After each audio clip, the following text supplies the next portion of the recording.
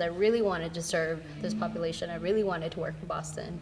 I didn't realize that until UMass Boston, and luckily until I met Peter Can. During the late 80s, early 1990s, when the wave of Southeast Asian refugees was coming into the city and beginning to enter UMass Boston,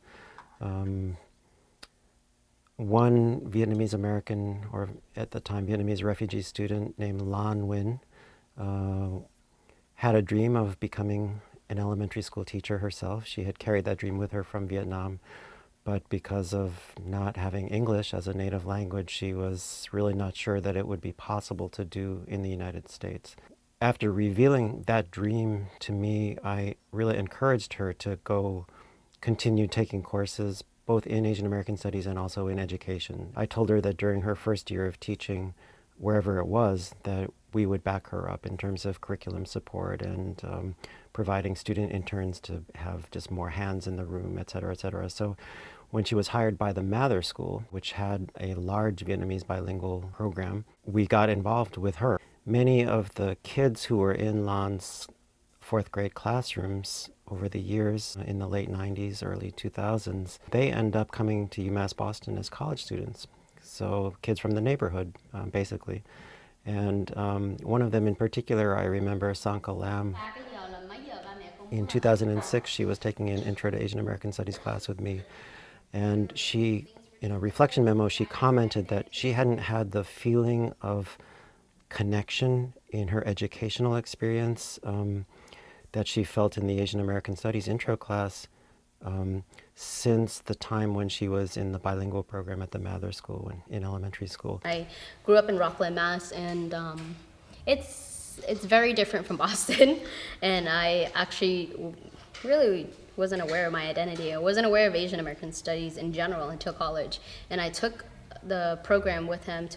I did some of the service learning activities through Asian American Studies, took some of the classes, and then I realized there's a lot more to learn than just the academics in college, not just the bio, not just the English, but beyond that, when you go into society, there's this whole other, I don't want to say hierarchy, but there's definitely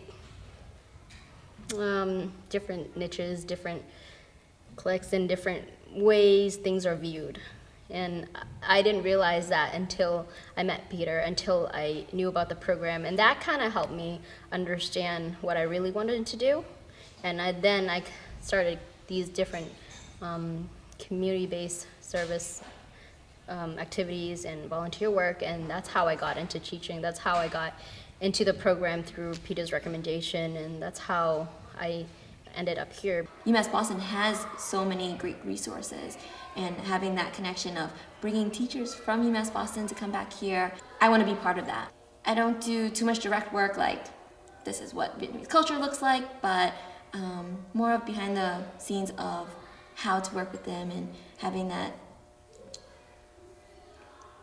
cultural sensitivity. For them to be aware of what it means to be Asian, what it means to be Vietnamese American, and what it means to be a student here at the school here in Boston. And so as their caregiver, as their educator, that's our responsibility to figure that out and make that bridge for them, like be able to connect that and make meaning of that in a good way for them.